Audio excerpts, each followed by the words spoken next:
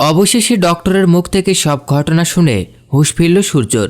বুঝতে পারল সোনাই দীপার আরেক সন্তান। হ্যাঁ বন্ধুরা, আমরা এমনটাই দেখতে পাবো অনুরাগের ছোঁয়া ধারাবাহিকের আগামী পর্বগুলোতে। দীপা বারবার সত্যি ঘটনাগুলো সূর্যকে বলার চেষ্টা করে। সূর্যকে বলতে চায় সে যমজ সন্তানের জন্ম দিয়েছিল, কিন্তু সূর্য কিছুই শুনতে পায় না।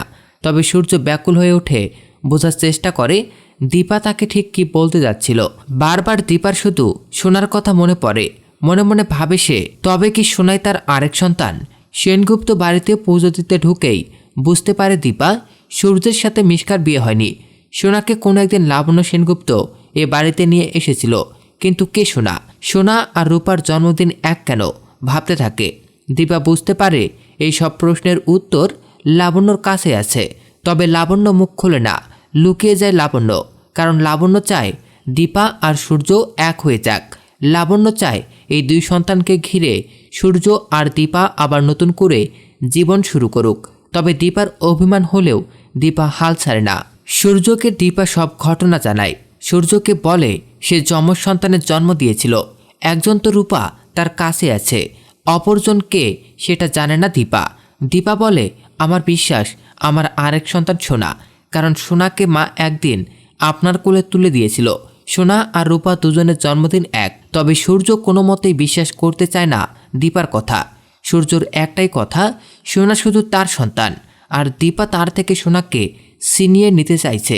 তবে বারবার যখন দীপা ব্যাকুল হয়ে সোনাকে নিজের সন্তান বলে দাবি করতে থাকে, তখন সূর্য দীপাকে বলে, ঠিক আছে, সোনা যদি সত্যিই তোমার সন্তান হয় তাহলে আমি সোনাকে তোমার কোলে তুলে দেব।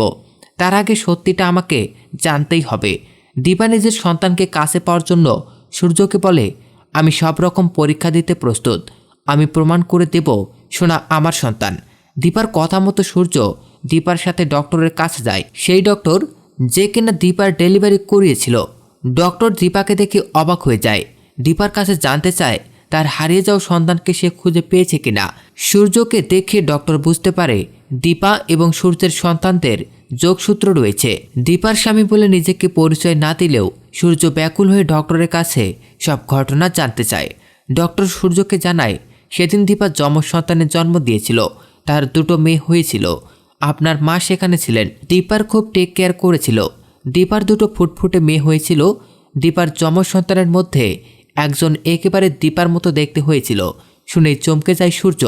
মনে মনে ভাবে, সোনাকে যতবার দেখে দীপার বাবা ততবার একই কথা বলে, এ যেন দীপার অংশ, যে ও যেন দীপারই মেয়ে।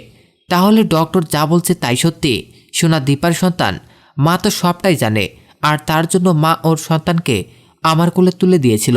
সূর্য বুঝতে পারে দীপা যা বলছে সত্যি কথা। শুধু রূপা নয়, সোনাও তার সন্তান। তো বন্ধুরা, তোমরা এটাই চাও তো এভাবেই যেন সূর্য জানতে পারে যে সোনা আর রূপার বাবা সূর্য নিজেই? কমেন্ট করে জানিয়ে দাও তোমাদের মতামত। আর পরবর্তী আপডেট সবার আগে দেখতে আমাদের চ্যানেলটি এখনই সাবস্ক্রাইব করুন।